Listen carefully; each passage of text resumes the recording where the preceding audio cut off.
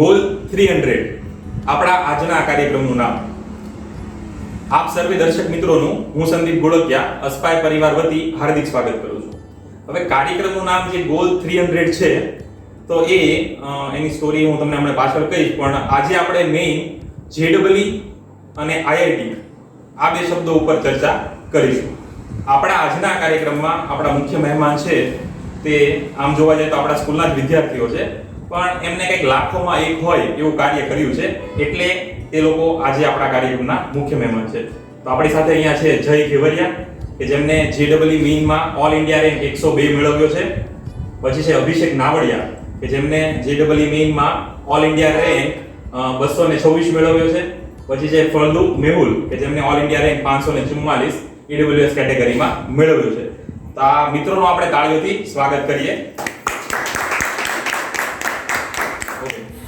આમ તો તમારી સ્કૂલ છે, તેમ છતાં તમારું એક વખત આ કાર્યક્રમમાં હાર્દિક સ્વાગત છે, કારણ કે આજે તમે લોકો આપણા જોનારા જે બાળકો છે, જે વાલીઓ છે, એને JEE અને IIT વિશેની માહિતી પૂરી પાડવાના છો.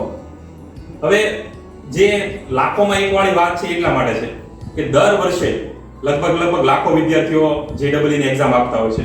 આ વર્ષની આપણે વાત કરીએ તો આ વર્ષે લગભગ 11,74,000 બાળકોએ પરીક્ષામાં રજીસ્ટર થયા હતા.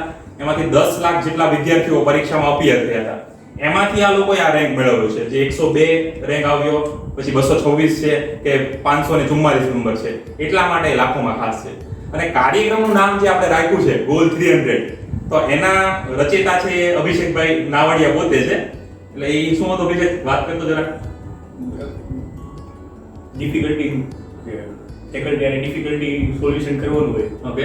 તેના કારણોસર 2 વર્ષ પહેલા 26 ડિસેમ્બર 2018 રોજ ઓકે, એટલે 2 વર્ષ પહેલા આપણે ફેકલ્ટી સાથેના જે ડિફિકલ્ટી સોલ્યુશન માટેનું WhatsApp ગ્રુપ બનાવ્યું હતું અને એનું નામ ગોલ 300 રાખ્યું હતું. હવે ગોલ 300 એટલે ગ્રુપ A હોય એમને 3 વિષયો આવે છે, ફિઝિક્સ, કેમેસ્ટ્રી અને મેથ્સ. તો એનો જે JEE મેઇન્સના જે પેપર હોય છે કુલ 100 માર્ક્સના હોય છે. એમાંથી 300 મેળવવાના ટાર્ગેટ સાથે 2 વર્ષ પહેલા ઉતરાતા, અને એમાંથી લગભગ પરફેક્ટ માર્ક્સ તો કોઈને નથી મળતા, પણ આ વિદ્યાર્થીઓ પર્સન્ટાઇલ મુજબ ભારતના કહેવાય તો 99 કરતા વિદ્યાર્થીઓ કરતા આગળ છે, જેમનો પર્સન્ટાઇલ રેન્ક છે 99.93, જઈને છે 99.85 અને 99.67. તો એ મુજબ બધા વિદ્યાર્થીઓની પાછળ છે. એટલે ગોલ 300 છે એને કંઈક નજીકમાં એ લોકોએ અચીવ કર્યો છે, એની ઉપરથી આપણે નામ રાખ્યું છે. તો પહેલા તો દર્શક મિત્રો, આમાંથી ઘણા મિત્રોને હજી JEE એક્ઝામ વિશે તથા JEE એક્ઝામનું મહત્વ IIT માં એન્ટ્રી લેવા માટે કેટલું છે એની માહિતી નહીં હોય, તો એની માટેની એક આપણે શોર્ટ ક્લિપ જોઈએ, પછી આપણે આગળ કાર્યક્રમ કન્ટિન્યુ કરીએ. JEE જોઈન્ટ એન્ટ્રન્સ એક્ઝામિનેશન એન્જિનિયરિંગમાં અભ્યાસ કરી કારકિર્દી બનાવવા માંગતા વિદ્યાર્થીઓ માટે તેમના શાળાકીય જીવનની સૌથી મહત્ત્વની પરીક્ષા. સૌથી મહત્ત્વની એટલા માટે કે આ પરીક્ષામાં મેળવેલા માર્ક્સના આધારે જ તેમને ભારતની શ્રેષ્ઠ એન્જિનિયરિંગ કોલેજમાં પ્રવેશ મળે છે. JEE પરીક્ષા 2 તબક્કા ધરાવે છે, JEE મેઇન અને JEE એડવાન્સ.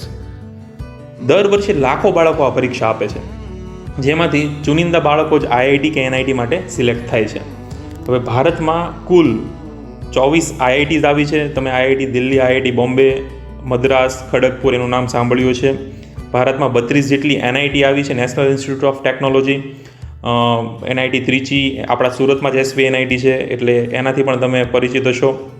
ટ્રિપલ IIT જે IIT Hyderabad, IIT Bhubaneswar, triple IIT Bhubaneswar છે. પછી GFTI કે જે ગવર્મેન્ટ ફંડેડ બીજી અમુક યુનિવર્સિટીઓ છે, જેવી કે IISc બેંગ્લોર, IISc હાવરા. તો આ બધાના સીટનું એલોકેશન મેં અહીંયા આપ્યું છે. આ ભારતની બધી શ્રેષ્ઠ કોલેજો છે. હવે શ્રેષ્ઠ કોલેજો શા માટે છે એની માટે 4 મુદ્દાઓ મેં તારવ્યા છે. કે પહેલું તો ઇન્ફ્રાસ્ટ્રક્ચર. હવે આ બધી કોલેજીસ છે એમના કેમ્પસ જે હોય છે, તો એનો એક મેં ચાર્ટ આપ્યો છે કે IIT ખરગપુર છે એનું કેમ્પસ 2100 એકર વિસ્તારમાં ફેલાયેલું છે. IIT બોમ્બે છે એનું 550 એકરમાં. હવે આ જે આટલા મોટા જે વિસ્તારો છે, તો એ વિસ્તારો લગભગ આપણા અહીંયાના 2-3 ગામને સમાવી લે એટલી મોટી જગ્યામાં હોય છે. એટલે બિલ્ડિંગ ઇન્ફ્રાસ્ટ્રક્ચર તેનું ઘણું સારું હોય છે. હવે ઇન્ફ્રાસ્ટ્રક્ચરમાં બીજી એક મહત્ત્વની વસ્તુ એ હોય છે કે તે ટેકનોલોજી અને ઇક્વિપમેન્ટ ત્યાં જે યુઝ થાય છે એમાં પણ ઘણા એડવાન્સ હોય છે. બીજી વસ્તુ છે ફેકલ્ટી મેમ્બર્સ. તો અહીંયા મેં તમને 2 ફેકલ્ટી મેમ્બર્સનો ઉલ્લેખ કર્યો છે. હવે આઈઆઈટીમાં જે ફેકલ્ટી ભણાવતા હોય છે તો તે લોકો ઘણી મોટી એમએનસીઝ એટલે કે મલ્ટીનેશનલ કંપનીઓના એડવાઇઝરી બોર્ડમાં પણ હોય છે અને તેમને કન્સલ્ટન્સી પણ પ્રોવાઈડ કરતા હોય છે. આ સિવાય તેઓ ગવર્મેન્ટને પણ એડવાઇસ આપતા હોય છે. તો અહીંયા 2 પ્રોફેસર છે, એક એચ.સી. વર્મા સાહેબ છે અને બીજા બલરામ રવિન્દ્રન છે. એચ.સી. વર્મા સાહેબનું નામ લગભગ ઘણા મિત્રોએ સાંભળ્યું છે. ફિઝિક્સમાં તે ઘણું સારું કામ કરી રહ્યા છે. અને બલરામ રવિન્દ્રન છે તેને એમઆઈટી દ્વારા 2017-18માં વિશ્વના ટોપ 10 ટેકનોક્રેટ્સ કોમ્પ્યુટર ક્ષેત્રમાં કામ કરતા લોકોમાં એમનું ચયન કરવામાં આવ્યું હતું. ત્રીજી વસ્તુ છે પ્લેસમેન્ટ. તો એવરેજ આ બધી કોલેજોના પ્લેસમેન્ટનું મેં તમને એક બીજો ગ્રાફ દેખાડ્યો છે. તો ઓન એન એવરેજ આ લોકોને 10 થી 20 લાખ વચ્ચેના પેકેજીસ મળતા હોય છે. પ્લેસમેન્ટ એટલે કે લાસ્ટ યરમાં તમે જ્યારે આવો એન્જિનિયરિંગમાં ત્યારે કંપની દ્વારા અલગ અલગ કંપનીઓ તમારી કોલેજમાં વિઝિટ કરતી હોય છે અને એના દ્વારા તમને જોબ ઓફર કરવામાં આવે છે. ગયા વર્ષે જ 2019માં આઈઆઈટી રૂરકીના 3 વિદ્યાર્થીઓને એક સાથે 1,54,00,000નું પેકેજ મળ્યું હતું. તે ઘણું ન્યૂઝમાં પણ હતું. ઇન શોર્ટ, આ બધી કોલેજીસમાં મલ્ટીનેશનલ કંપનીઓ એનું પણ લિસ્ટ મેં મૂક્યું છે. ફેસબુક, માઇક્રોસોફ્ટ, એલ&ટી, રિલાયન્સ જેવી ઘણી બધી એમએનસીઝ છે એ બાળકોને પ્લેસમેન્ટ આપવા માટે આવે છે. ત્રીજું છે નોટેબલ એલ્યુમિનાઇઝ નેટવર્ક. હવે એલ્યુમિનાઇઝ એટલે કે ભૂતપૂર્વ વિદ્યાર્થીઓ.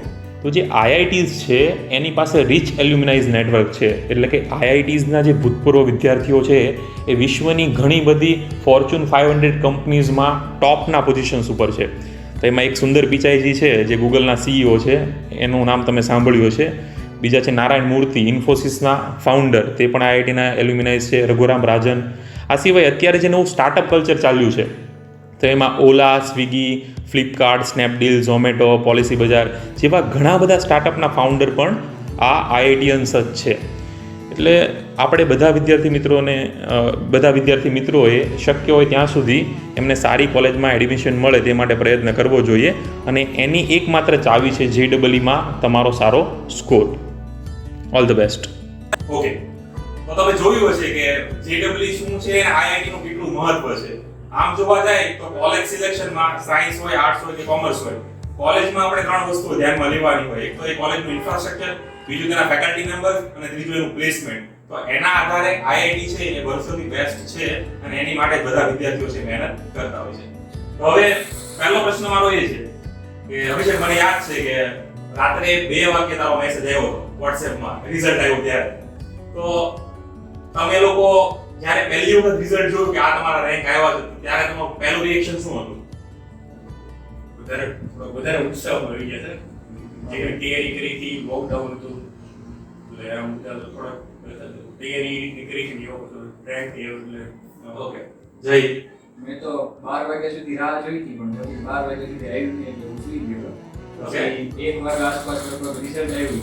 જુરીનો મેસેજ આવ્યો હતો અને ત્યારે હું બધી સૂતો હતો. પછી અભિષેકનો મેસેજ આવ્યો ત્યારે નેચરલી પહેલી વાર મારી 2:30 વાગે ઊંઘ ઉડી ગઈ.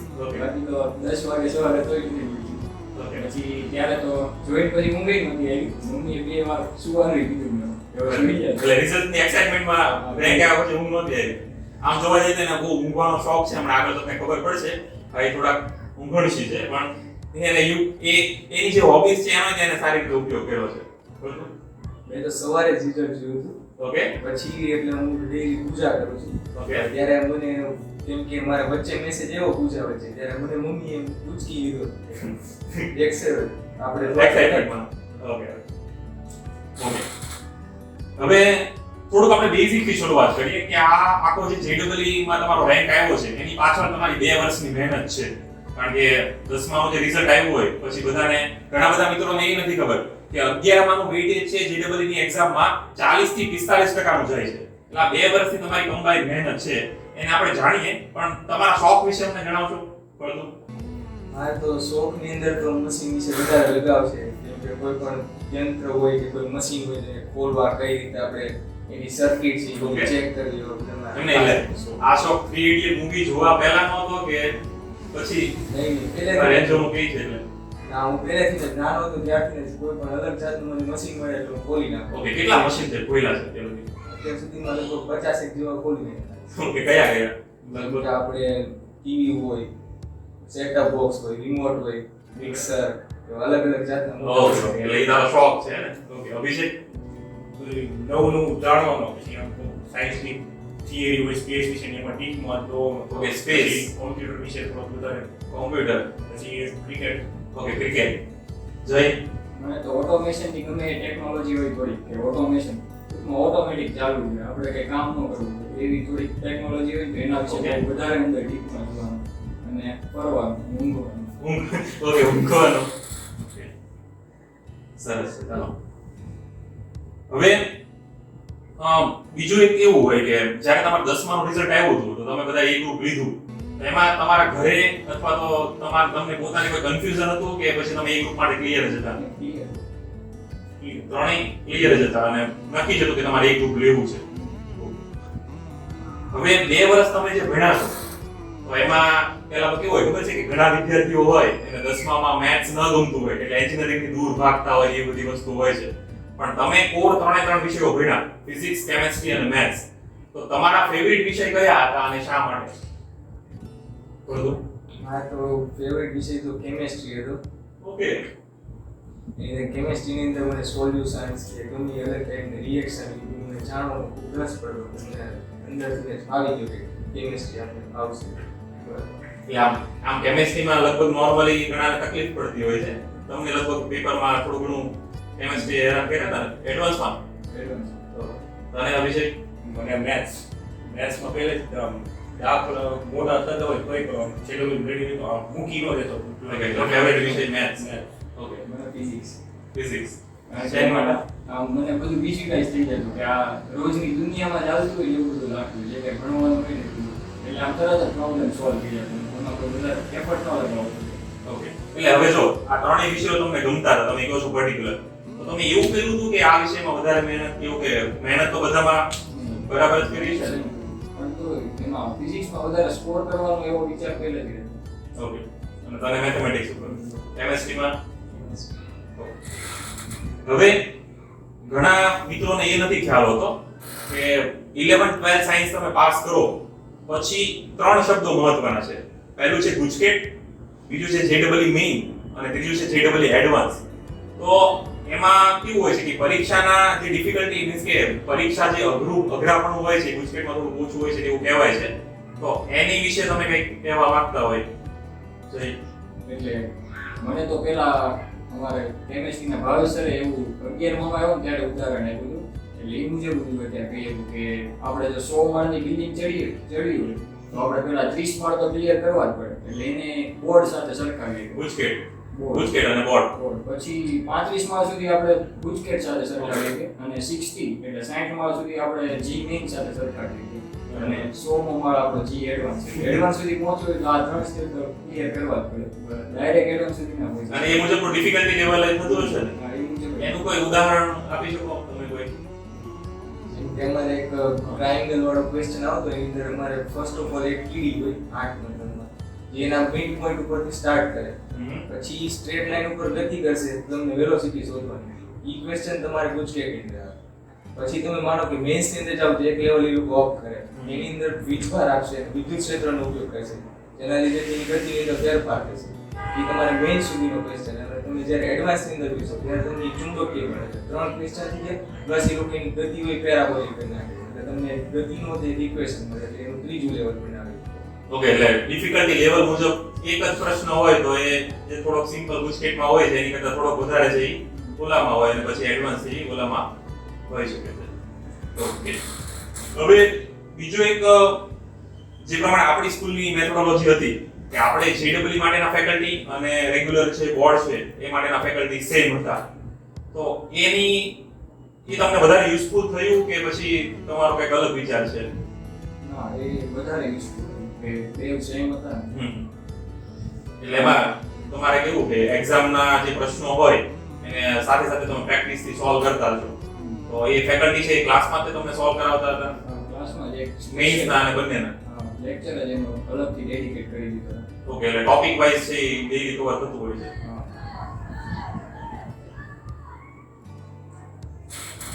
પછી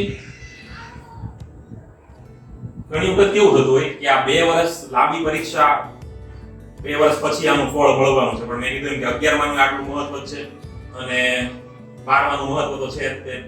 તો એમાં તમારું શેડ્યુલ છે એ બહુ મહત્વનું થાય કે કયા ટાઈમે ઉઠવું, કયા ટાઈમે સૂવું, કયા ટાઈમે વાંચવું. તો તમારા ડેઈલી શેડ્યુલ વિશે કંઈક થોડી માહિતી તમે આપી શકો કે તમે કઈ રીતનું ફોલો કરતા હતા? ડેઈલી શેડ્યુલમાં તો એવું હતું કે જ્યારે સ્કૂલ શરૂ હોય ત્યારે પછી અને તમારા પછી વેકેશનમાં છે. સ્કૂલ જ્યારે સ્ટાર્ટ હતી ત્યારે ઓછું ઊંઘતો, લગભગ 5.5 થી 6 કલાક જ. રાત્રે 12:30 સુઈ જાવ તો સવાર 6:30 ઉઠી જતો. બહુ ઓછું ઊંઘતો ત્યારે. પણ પછી જ્યારે સ્કૂલ પતી ગઈ ને જ્યારે ઘરે રહેવાનું થયું ત્યારે 9 કલાક રોજ ઊંઘી જતો. એટલે મને એવો ફાયદો એવો હતો કે ત્યારે સ્કૂલ સ્ટાર્ટ હતી ને ત્યારે મેં મહેનત કરી લીધી. પછી પાછળથી કંઈ બહુ પ્રોબ્લેમ નહોતો એટલો બધો. ડેઈલી તમે આમ રીડિંગના કેટલા ટાઈમ ઘરે આવતા? સ્કૂલમાં તો તમારા ફૂલ ડે હતી એટલે સવારે તમે 7 વાગે આવતા તો 4 વાગ્યા સુધી સ્કૂલે રહેતા હતા. વચ્ચે તમને કલાકનો આપણે બ્રેક આવતો હતો. તો ઘરે તમે એ સિવાયનું બીજું રીડિંગ એટલે ઇન શોર્ટ સ્કૂલનું રીડિંગ પ્લસ ઘરનું રીડિંગ એ બંને થઈને ડેઈલીનું રીડિંગ કેટલું તમે કરી શકતા હતા? સ્કૂલનું તો આમ ખબર ના રહેતી કારણ કે ઘણીવાર ફ્રી લેક્ચર હોય કે ના હોય એટલે, પણ ઘરનું રીડિંગ 5 કલાક જેટલું થઈ ગયું ડેઈલી. અને તમારે છેલ્લે સુધી કન્ટિન્યુ રહ્યું હતું? હા, એટલે શરૂઆતમાં નહોતું પણ છેલ્લે 5 કલાક થઈ ગયું. તમારે અભિષેક? સ્કૂલનું રીડિંગ તો હોય નહીં દરેક જ્યારે ફ્રી લેક્ચર હોય ત્યારે એક કરવાનું. બાકી બીજું તો ઘરનું રીડિંગ 3 થી 4 કલાકનું શરૂઆતમાં નહોતું, છેલ્લે થઈ ગયું 4 થી 5 કલાક. ઓકે. તમારે? હું વધારે બ્રેક નો યુઝ કરતો. જ્યારે રિસેસ ટાઈમ હોય કે એવું કાંઈ હોય તો હું અલગથી ક્લાસ લઈને મારું હોમવર્ક કમ્પ્લીટ કરી લઉં. સર આપણે ઘરે બેસીએ તો આપણે ટાઈમ બહાર કરવાનો તો હોમવર્ક અમારી સ્ટડીમાં જ આવશે. ઘરે કેટલા કલાકનું રીડિંગ કર્યું? ઘરે 5 કલાકનું થઈ જાય. સાંજે 4 થી 9 એટલે ફિક્સ હોય. પછી જઈ તમે લગભગ કયા વિષયો આ મહિનામાં કયા ટોપિક વાઇઝ વાંચવાના છે એનું કંઈક શેડ્યુલ તમે બનાવતા હતા? એ શું હતું? એવું એક મંથનો પ્લાન રેડી જ રાખતો. એક મંથમાં મારે એટલું કમ્પ્લીટ કરવાનું છે ને આવડા ટોપિક કમ્પ્લીટ કરવાનું છે. એ રેડી જ હતો આપણો એક મંથ માટે. પછી એમાંય તે એક મંથનો હોય તો એમાં વીક વાઇઝ બનાવી લેતો. એટલે કે આ અઠવાડિયામાં આ વિષયો વાંચવાના છે એવું તમે ફિક્સ પહેલેથી નક્કી કરતા હતા? સેટરડે અને સન્ડે બે ફ્રી રાખતો. એમાં કાંઈ નહીં એટલે શું 5 દિવસમાં ક્યારેક કંઈક પ્રોબ્લેમ આવ્યો તો એને તમે ઓવર કરી શકો. સેટરડે અને સન્ડેમાં એટલે એક મંથનો આમ પ્લાન આમ સેટ જ હતો કે આ રીતે આપણે પ્રોસીડ કરશું આપણે. અને એમાં હું અલગથી પેલા ટાઈમ પણ આપતો કે આ શેડ્યુલ બનાવવા માટે. હવે બીજી વસ્તુ કેવી છે કે તમે મહેનત કરી અને આ જે રિઝલ્ટ આવ્યું છે એમાં તમારો મહત્વનો ફાળો છે, પણ તમારી સાથે બીજા 2 પાસાઓ સંકળાયેલા છે. એક સ્કૂલ શિક્ષકો અને બીજું તમારું ફેમિલી. તો એ બંનેનો રોલ કઈ રીતનો હતો? એટલે મીન્સ કે આ તમારી જે ગોલ તમે અચીવ કર્યો છે એમાં તમને સ્કૂલ કઈ રીતે અથવા તો શિક્ષકો કઈ રીતે હેલ્પફુલ છે, આ ફેમિલીએ તમને કઈ રીતે સપોર્ટ કર્યો એની વિશે કંઈક તમે કહી શકો? હા, ફેમિલીનો તો ઘણો સપોર્ટ હતો કે જે કઈ વસ્તુની કે ગમે ત્યારે જરૂર પડે તો એ તરત જ તે લાવી આપતા. અને સ્કૂલનો પણ બહુ વધારે સપોર્ટ હતો કે અને અહીંયા રાત્રિ વાંચન કરવું હોય તો એ સ્કૂલ શરૂ જ રાખતા કે તમે અહીંયા આવીને વાંચી શકો. એટલે એ મને બહુ વધારે હેલ્પફુલ થયું કે હું અહીંયા રાત્રે આવીને વાંચતો ને. અને ઘરે તો મને સૂઈ જ જતો 10 વાગે એટલે સૂઈ જાય. એટલે એના કરતાં હું અહીંયા રાત્રે 12 વાગ્યા સુધી ખેંચી એટલે મને રાત્રે આવી. મારે સ્કૂલ ને ફેમિલી તરફથી ફૂલ સપોર્ટ જ હતો. ફેમિલી તરફથી મને કોઈ દિવસ એવું દબાણ નહોતું કર્યું કે તું વાંચે જ નહીં અત્યારે. બરાબર. એટલે હું મારી રીતેથી જ સાથે જ મહેનત કરતો. સ્કૂલ તરફથી પ્રેશર આવે કે કોઈ ટેસ્ટની અંદર વીક માર્ક્સ આવે તો પછી હું ફરીથી એની અંદર વધારે મહેનત કરતો. એવેલ્યુએશન માટે જે પરીક્ષા લેવા. તમે અભિષેક? ફેમિલીથી સપોર્ટ પૂરો હતો અને સ્કૂલમાં ફેકલ્ટીથી કર્યું. કોઈ ડિફિકલ્ટી હોય તરત પૂરી હતો ફેકલ્ટી કર્યું. સોલ્વ થઈ ગયું. એક લોકડાઉનનો પીરિયડ હતો ને બહુ યુઝફુલ તમને થયો એવું કહેવાય છે, કારણ કે આ વખતે લગભગ એક્ઝામની ડેટ ઘણી પાછળ ધકેલાણી હતી. તો એમાં તમારી પ્રિપેરેશન ને ઈ આખો સિનારિયો કઈ રીતનો રહ્યો હતો લોકડાઉનમાં? જઈએ લગભગ વાત કરી કે લોકડાઉનમાં થોડુંક તને સુવાનો ને વધારે ટાઈમ પડ્યો એ પ્રમાણે તું બુસ્ટિંગ કરીને મહેનત સારી કરી શકતો. તો એ રીતે બીજું કંઈક સ્પેશિયલ તમને લોકડાઉનનો તમે ઉપયોગ કર્યો હોય તો વિશે? મેં તો મારી વાત કરું તો મેં તો વધારે થોડુંક 11માં થોડુંક ભૂલાઈ પણ ગયું હતું, સમય વધારે થઈ ગયો એટલે યુટ્યુબમાં ફ્રી સોર્સ જો કે અનએકેડમી ચેનલ છે એના કારણે પછી એનટીએની વેબસાઇટ ઉપર આઈઆઈટીના પ્રોફેસરોના લેક્ચર છે 11માં. ઓકે. એ પણ યુઝફુલ રહ્યા છે. એ પછી લોકડાઉનમાં તમે જોયા? તમે જઈ બીજું કંઈ? મેં તો બસ NCERT વધારે કરતો, એમાંથી થોડુંક વધારે GME આપી ગયેલી એટલે એવું થઈ ગયું. અને થોડુંક આમ જે ટોપિક ક્લિયર ના હોય એ YouTube પર જોઈ લેતો અમુક ફ્રી સોર્સ હોય એમાંથી. અને બસ એમ લોકડાઉનમાં તો એનો મેં ઉપયોગ કર્યો. મારે તો એવું હતું કે હું કોઈ પણ ક્વેશ્ચન હોય એ લઉં પહેલા ક્વેશ્ચન પેપર સોલ્વ કરું એમાં ટોપિક સ્પોટ કરું કે કયો મારો ટોપિક વીક છે તો એના આધારે આગળ ટોપિક ઉપર તૈયારી કરું. પછી બીજો એક મહત્વનો મુદ્દો એવો થઈ શકે કે કોઈ પણ પરીક્ષા છે તો એની પેટર્ન કઈ રીતની છે એ જાણવા માટે આપણે પ્રીવિયસ યરના પેપર જોવા પડે. એ પ્રીવિયસ યરના પેપર છે એ કંઈક તમે સોલ્વ કરતા હતા તો એ તમને કઈ રીતે યુઝફુલ થયું? પ્રીવિયસ યર તો બહુ મોસ્ટ ઇમ્પોર્ટન્ટ કહીએ કારણ કે પ્રીવિયસ યર જે સ્ટુડન્ટ કરી ગયો હોય ને એને તો 90% તો પાકી જ ગયો. ઓકે, મેઇનમાં જે લેવલ 90 અપ તો આરામથી આવી જાય કારણ કે પ્રીવિયસ યરમાંથી કોન્સેપ્ટ રિપીટેડ જ હોય દર વર્ષે. ઓકે, એટલે 90 અપ તો આરામથી થઈ જાય. અને NCERT સાથે લઈ લીધી હોય NCERT અને પ્રીવિયસ યર આ બે જેને કર્યું એને મેઇન બહુ સારી એવી ક્લિયર થઈ જાય ઓલ ઇન્ડિયા રેન્ક સાથે. ઓકે. એ અભિષેક કઈ કોઈ એપ્લિકેશનમાંથી પેપર સોલ્વ કર્યા હતા એ લોકડાઉનનો સમય હતો જ્યારે એન્ટી નેશનલ ટેસ્ટિંગ એજન્સી છે એણે એક એપ્લિકેશન બહાર પાડી હતી એન્ટી અભ્યાસ કરીને. એમાં રોજ એક મોક ટેસ્ટ આવતી ફૂલ રેન્કની એટલે આખા કોર્સની એમ મેં ઘણી દીધી તો જેટલી સ્કૂલમાંથી કંઈક તમને ટેસ્ટ સિરીઝ આપણે ઓલ ઇન્ડિયા લેવલની જે લીધી હતી એ મીન શોર્ટ પેપર પ્રેક્ટિસ છે ઘણી વધારે ઇમ્પોર્ટન્ટ મદદરૂપ થાય. એમાં પ્રીવિયસ યરના પેપર પહેલા છે એ પહેલા રેફર કરવાના, પછી એ સિવાયના જે આ નેશનલ ટેસ્ટિંગ એજન્સી છે એ પોતાના પાડતા હોય બીજા અમુક જે ઇન્સ્ટિટ્યુશન્સ હોય એ પેપર પ્રેક્ટિસ કરીએ તો આપણને ઘણું યુઝફુલ થઈ શકે. હવે બીજો એક ક્વેશ્ચન પ્રેક્ટિકલ એવો છે કે ગુજકેટ છે એ તો ગુજરાતીમાં જ આવે છે, મેઇન છે એ પણ ગુજરાતીમાં આવે છે, પણ એડવાન્સ છે તમારે ઇંગ્લિશમાં અને હિન્દીમાં બે લેંગ્વેજમાં હોય છે. તો તમે લોકો આ વોક્યુબ્યુલરી જે ઇંગ્લિશની અને હિન્દીની હોય તો એને પ્રિડિક્ટ કરવા માટે આપણે કદાચ સમય લાગી શકે. તો એની માટે તમે પ્રિપેરેશન કઈ કરી હતી સ્પેશિયલ કે? ના એટલે એવું નહોતું. અમે 11th માં એરરલેસ બુક હતી એ અમે ફિઝિક્સ માટે સોલ્વ કરતા ને એવી કેમેસ્ટ્રી મેથ્સની પણ અલગ અલગ હતી. Okay. હવે એ બધી ઇંગ્લિશની હતી. ઇંગ્લિશમાં જ આવતી હતી. તો ત્યારથી જ આમ ટેવ પડી Practice ગઈ પડી. ઇંગ્લિશના સવાલ વાંચવાની. એટલે કોઈ એવું ડિફિકલ્ટી નથી આમ પણ એની પર થોડું ફોકસ કરવા જેવું ખરું કારણ કે પેપરમાં ટાઈમ કન્ઝ્યુમ કરે. હા એમ ટાઈમ આપણો કન્ઝ્યુમ કરી લે થોડો ઘણો પણ તોય તે આપણે પહેલેથી 11 માંથી જ સોલ્વ કરતા હોઈએ તો પ્રોબ્લેમ ના આવે. ક્વિક બની જાય એની જાતે જાતે. ઓકે. હવે બીજો એક મુદ્દો એ છે કે ચાલો તમે આખું 2 વર્ષ છે તમે સારી મહેનત કરી અને તમારા કેવું કામ તમને એવું પણ હોય કે તમારો મોસ્ટલી સિલેબસ આખો કવર થઈ ગયો છે, તમે પેપર પ્રેક્ટિસ સારી કરી છે, પણ એટ અ ટાઈમ જ્યારે તમે એક્ઝામ દેવા બેસો એટલે કે એક્ઝામિનેશન હોલમાં તમે પહોંચો છો તો ત્યારે તમારો કોન્ફિડન્સ ને માઇન્ડસેટ છે એ તે બહુ મેટર કરે. અને આપણા જયભાઈ છે એનો તો એક બહુ ક્રાંતિકારી કિસ્સો બની ગયો હતો. એમને જ્યારે ગુજકેટની પરીક્ષા હતી તો ત્યારે એક્ઝામિનેશનમાં 45 મિનિટ લેટ પહોંચ્યા હતા. અને એનું એક રીઝન એવું હતું કે આપણા સુરતમાં 2 ઉમરા છે અને એ આ ઉમરાની જગ્યાએ પહેલા ઓલા પહોંચી ગયા. એટલે પહેલી એડવાઇસ તો વિદ્યાર્થીઓને હું એ દેવા માંગીશ કે આગલા દિવસે તમારે કોઈ પણ પરીક્ષા કોઈ પણ સેન્ટરમાં હોય તો તમારા ફેમિલી મેમ્બર અથવા તો તમારે એ જગ્યાએ જઈને ટેલી કરીને જોઈ લેવું. હવે 45 મિનિટ કોઈ પણ પરીક્ષામાં મોડા પહોંચવું અને પછી એક્ઝામને ટેકલ કરવી અને લગભગ તમારા 120 માંથી 103.25 માર્ક્સ આવ્યા અને એ 45 મિનિટ ઓછા ટાઈમમાં. તો મારા ખ્યાલથી જો 45 મિનિટ તમને મળી હોત તો તમે લગભગ 115 ઉપર કદાચ સ્કોર કરી શકે. તો ઈ તમે ટેકલ કઈ રીતે કર્યું કે 45 મિનિટ મોડા પહોંચ્યા પછી તમારા માઇન્ડમાં શું ચાલતું હતું તમે કઈ રીતે એક્ઝામ આખી લખી? એટલે 45 મિનિટ લેટ પહોંચ્યો એટલે મને એવું કઈ આમ પ્રેશર જેવું નહોતું થયું કે ત્યાં જઈને પેપર પતાવી દીધું ફટાફટ આપણે કરવું જ છે. મેં શાંતિથી જેમ આપણે પેપર દેતા હોય એમ પણ એના કરતાં થોડોક ટાઈમ વધારે પહેલા મારી સ્ટ્રેટેજી એવી રીતે હું પેપર આમ સોલ્વ કરી લઉં પછી ઓએમઆર ટીક કરું. પણ આમાં મેં એવું કંઈ ના કર્યું. પહેલા ઓએમઆર સાથે ટીક કરતો ગયો મને ખબર ના હતી પેપર પતી નહોતું ગયું મારું આમ બાકી રહી ગયું પેપર પણ ઘણું બધું પેપર મેં કમ્પ્લીટ કરી લીધું. અને માઇન્ડસેટ તો મેં જેવો હતો એવો ને એવો જ રાખ્યો એટલે એમાં તો કંઈ મારે ફરક નહોતો પડ્યો. તારી ફરતું તમે કઈ રીતે એક્ઝામિનેશન હોલમાં જાવ ત્યારે તમે શું સ્ટ્રેટેજી યુઝ કરતા હતા? પહેલા તો એમ કરું કે હું ત્યાં જઈને પેલા થોડી વાર શાંતિથી બેસું એટલે પેલા માઇન્ડ હોય એને કામ કરવાની ટ્રાય કરું અને મોરલ હોય થોડોક અપ કરવાની ટ્રાય કરું ત્યાંથી પ્રેશર ન બને. ઓકે. પહેલા હું ઈઝી ક્વેશ્ચન હોય એને સોલ્વ કરવાની ટ્રાય કરું.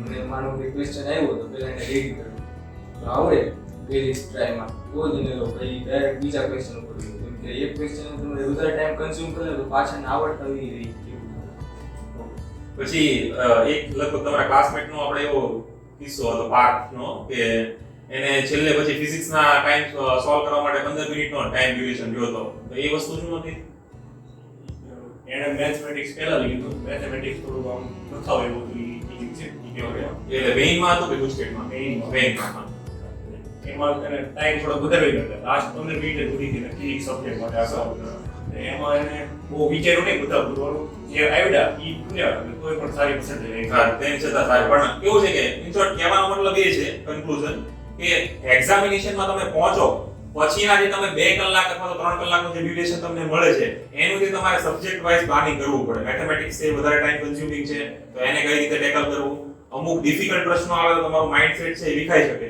તો ત્યારે તમારે કઈ રીતે સ્ટ્રેટેજી અપનાવી એ બધા નાના નાના મુદ્દાઓ પણ આપણે ધ્યાનમાં લેવા જોઈએ હવે સબ્જેક્ટિવ ટિપ્સ તમે કંઈક આપવા માંગો જેમ કે તમારા ફેવરિટ વિષય હોય એને આપણે લઈએ તો જે ફિઝિક્સ તમને વધારે ગમે છે તો જે તમારા જુનિયર્સ છે એને ફિઝિક્સમાં સારો સ્કોર ગુજકેટ છે મેઇન છે કે એડવાન્સ છે એમાં કરવો હોય તો એની માટે કઈ કઈ વસ્તુઓ ધ્યાનમાં રાખી શકાય એટલે ફિઝિક્સમાં સ્કોર કરવો હોય તો સૌથી પહેલા તો એનસીઈઆરટી મસ્ટ એનસીઈઆરટી તમે ક્લિયર કરેલી હોય તો ગુજકેટ તો ક્લિયર આરામથી થઈ જાય ગુજકેટ બોર્ડ તો પહેલી જ વારીમાં અને અહીંયાનું સ્કૂલનું મટીરીયલ જ્ઞાન મંજરી તરફથી આવતું એ થોડું સારું કે એનાથી મેઇન્સ ક્લિયર થઈ જાય આરામથી એમાં કઈ બીજું એફર્ટ કરવાની જરૂર ના રહેતી કે અલગ બુક સોલ્વ કરવી જોઈએ પણ જો એડવાન્સ ક્લિયર કરવી હોય તો એચસીબીમાં અને પછી બીજી એક સાથે ગમે આપણને જે ગમે એવું કંઈ નહીં કે આમ પર્ટિક્યુલર બુક પણ બીજી ગમે એક જ બુક એટલી ક્લિયર કરેલી હોય તો એડવાન્સ પર ક્લિયર થઈ જાય ફિઝિક્સમાં પાછા બે પાર્ટ આવે એક થિયોરિટિકલ પાર્ટ હોય અને એક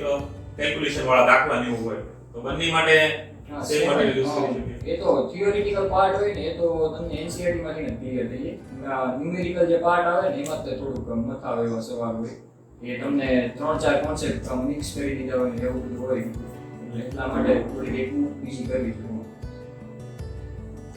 તમે અભિષેક મેથેમેટિક્સમાં વાત કરું તો પ્રોબ્લેમ પ્રેક્ટિસ ઉપર વધારે થોડું ધ્યાન રાખવું જોઈએ કારણ કે એડવાન્સનું પેપર લઈ લો કે મેઇન્સ પેપર લઈ લો ઘણા કોન્સેપ્ટ ક્લિયર થયેલા જ હોય છે પૂછે પણ આમ ગણતરી થોડીક વધારે હોય એટલે ગણતરીમાં થોડોક ટાઈમ ઓછો લેવી આપણે તો સારું પડે થોડું પેપર ક્લિયર થાય ફટાફટ અને 11 માનું કનેક્શન મેથ્સ નું છે થોડું 12 સાથે હોય જ છે હા. બરાબર તો ઈ એક જે લિંક કરવાની હોય એની માટે કંઈક સ્પેશિયલ ધ્યાનમાં રાખ સૂત્રો છે ને ઘણી બધી વસ્તુઓ હોય 11માં ખાસ કરીને ઘણા ધ્યાન નથી દેતા પણ 11માં ખાસ ધ્યાન આપવું પડે મેથ્સમાં કેમ કે કારણ કે 11માં મેથ્સ ફિઝિક્સમાં પણ કામ આવે બરાબર મેથેમેટિક્સ ને ફિઝિક્સ આમ જોઈએ તો ફિઝિક્સમાં મોટા ભાગનું મેથ્સ જ હોય છે એટલે મેથ્સ થોડી પ્રોબ્લેમ પ્રેક્ટિસમાં વધારે ધ્યાન રાખવાનું એક્યુરેસી થોડી વધારે એમ કે અમુક ગુણાકારમાં ભૂલ કરી બે વખત ચલો આપણો દાખલો પણ ખોટો પડે નાની નાની ભૂલો હોય તો ધ્યાન મેથેમેટિક્સમાં રાખવું પડે તમે કેવું કેમિસ્ટ્રી વિશે કેમિસ્ટ્રીની અંદર તો પહેલા લોજિક જનરેટ કરવું પડે ઓર્ગેનિક જે કમ્પાઉન્ડ આવે એની અંદર આપણે વધારે સ્કોર હાઈ કરવો હોય ફિઝિકલ હોય એની અંદર તમારે સમજીને તૈયારી કરવી પડે ઇનઓર્ગેનિકની અંદર તો તમારે યાદ જ રાખવું પડે બધું તમારે એક્ઝેક્ટલી તમારે સ્કોર કરવો જોઈએ કેમિસ્ટ્રીની અંદર તો તમારે બધી તરફથી લડવું જ પડે એની અંદર કેમિસ્ટ્રીમાં તો મારું તો એવો વિચાર છે કે ખાલી એનસીઈઆરટી જેને કરી હોય ને એ પણ ક્યાંય Chemistry માટે enough છે. Chemistry enough. હું તો 100 માર્ક્સ એમાંથી કવર કરી લીધું એટલે એટલી એમ 100 માંથી એટલે પૂરેપૂરા સવાલ હે ને એનસીઈઆરટી જો એક સવાલ 12 નો ના આવે એનસીઈઆરટી અને ઇનઓર્ગેનિક તો બેઠી લીટી પૂછી લખેલી હોય ને બેઠું આવી દીધું એટલે કેમિસ્ટ્રી માટે એનસીઈઆરટી તો મસ્ત હવે આમ જોવા જાય તો દરેક વિદ્યાર્થી જે ક્લિયર થયા હોય અથવા તો એક્ઝામ જે ક્લિયર કરે છે એની પોતાની એક અલગ સ્ટ્રેટેજી હોય છે એક્ઝામ ક્લિયર કરવાની પણ આપણે આ કાર્યક્રમને કન્ક્લુઝ કરીએ તો તમે તમારા જુનિયર્સને જે ડબલ એડવાન્સમાં તમારો જે સારો રેન્ક આવ્યો છે એવો અથવા તો એના કરતાં પણ સારો મેળવે એની માટે તમે કંઈક તમારી ભૂલો અથવા તો તમે બીજું કંઈક એમાં ઇમ્પ્રુવમેન્ટ લાવવા માંગતા હોય ઇન શોર્ટ તમારો સફળતાનો ગુરુમંત્ર તમે કહેવા માંગતા હોય તો એ શું હોય છે કેમ કે મારું તો જાન્યુઆરીની અંદર એવું થઈ ગયું હતું મારાથી ભૂલ કેમ કે મારું કેમિસ્ટ્રી પાવરફુલ હતું ને મેથ્સ હું ઠીકઠાક કરી દીધું બરાબર તો પછી મેં એવું નક્કી કર્યું કે અત્યારે એ બે સબ્જેક્ટની અંદર વધારે સ્કોર કરી દઉં તો ફિઝિક્સની અંદર તો મારે સારી પર્સન્ટેજ આવી એટલે મેં ફિઝિક્સની અંદર થોડી તૈયારી વીક કરી નાખી એટલે મારે એની સ્કોર ડાઉન ગયો એટલે તમારે સ્કોર કરવો હોય તો ત્રણે વિષયને થોડો આપવો જ પડે મહત્વ તો તમારે સારો સ્કોર તમે ઝડપથી કરી શકો ઓકે અભિષેક મારી જાન્યુઆરી પેપરની વાત કરવી તો થોડુંક આમ છેલ્લે થોડીક મિનિટ ટાઈમ વધ્યો હતો ને આમ ક્વેશ્ચન થોડા ઓછા પૂરી હતા એટલે પ્રેશરમાં હતો એટલે મેં થોડાક વધારે પૂરી નાખ્યા હતા ને એમાં નેગેટિવ માર્કિંગ ઓકે એટલે એક્ઝામમાં તમે હડબડીમાં વધારે ટીક માર્ક કર્યા એટલે નેગેટિવ માર્ક એને કારણે થોડુંક મીન્સમાં ઓછા હતા જાન્યુઆરીમાં એટલે મારું કેવું નહીં ક્વેશ્ચન ભલે ઓછા થાય જેટલા આવડતો એટલા પૂરો ને તો એ આમ સારું રેન્ક આવી જાય બાકી જે મોટા ભાગના વિદ્યાર્થીઓ એ જ ભૂલ કરે છે વધારે પૂરતા પૂરી નાખે છે નેગેટિવ માર્કિંગ આમાં થાય છે ને એના કારણે રેન્ક થોડો પાછો રહ્યો છે ઓકે એટલે વધારે પૂરવા જરૂરી નથી પણ ઓછા અને સાચા પૂરવા વધારે જરૂરી છે એક્ઝેક્ટલી તમે જોઈ એટલે અભિષેકે કીધું એ જ કે નેગેટિવ માર્કિંગમાં બહુ ધ્યાન રાખવું પડે કે આપણે વધારે પૂરી ઘણીવાર એવું થતું હોય કે આપણા ક્લાસમેટ હોય ને એને 75 પૂરી નાખ્યો ને એને વધારે પર્સન્ટેજ આવી જાય તો એના લક હોય એમાં કંઈ બીજું ના હોય પણ તોય આપણે ઓછા પૂરીએ ને એનું વધારે પર્સન્ટેજ આવી જાય એ મારું મેં પહેલેથી જોયું છે કે જાન્યુઆરી મેં પૂર્યા હતા વધારે તો કે મેં એપ્રિલમાં પૂર્યા હતા એપ્રિલમાં મને આવડતા હતા બધા જાન્યુઆરીમાં એટલા બધા ફાવતા નહોતા પણ તોય મેં પૂરી આવતો ગયો એટલે નેગેટિવ માર્કિંગ જોવું પડે અને એક બીજું કે તૈયારીમાં જ્યારે આપણે પ્રિપેરેશન કરતા હોય ને ત્યારે દિલને ખુશ રાખવાનું જેટલું દિલ આપણું ખુશ રહે ને એટલું આપણને વધારે યાદ રહે વધારે આપણે વધારે ખુશ છીએ. વધારે આપણે ખુશ રહેવાનું સરસ તો આપ સર્વેને સારામાં સારી આઈઆઈટીમાં અને હા જઈ છે અને ઓટોમેશન અને એઆઈ બાબતે વધારે રસ છે એટલે એનો ટાર્ગેટ એ છે અભિષેક છે અને થોડુંક રિસર્ચ અને કોમ્પ્યુટર બેઝમાં રસ છે ફળદુ છે ને એરોસ્પેસ અથવા તો એરોનોટિકલ એમાં વધારે રસ છે તો તમને જે ગમે છે અથવા તો જે ફિલ્ડમાં તમારે કામ કરવાની ઈચ્છા છે એ ફિલ્ડમાં અને સારામાં સારી આઈઆઈટીમાં એડમિશન મળે એવી શાળા પરિવાર વતી શુભેચ્છાઓ અને દર્શક મિત્રોને એ કહેવાનું કે આ બધા મિત્રોએ જે પણ મહેનત કરી છે એવી મહેનત આ કેવું છે કે ઘણી વખત આપણે જેડબલઈ સાથે અમુક સ્પેસિફિક રીજનને જોડી નાખીએ છીએ જેમ કે કોટામાંથી ભણેલા હોય તો જ આપણે એ કરી શકીએ પણ આ રેન્ક અહીંયાથી પ્રિપેરેશનમાંથી અને ખાલી શાળાના શિક્ષકોએ તેમને હેલ્પ કરી દઈને એમની પોતાની મહેનત એનાથી જ મેળવ્યું છે એટલે કોઈ પણ જગ્યાએથી તમે જેડબલઈ અને આઈઆઈટી ક્રેક કરી શકો છો એને ધ્યાનમાં રાખીને સારી રીતે મહેનત તમારે કરવી જોઈએ. અહીં આપણે કાર્યક્રમ પૂરો કરીએ છીએ. આભાર.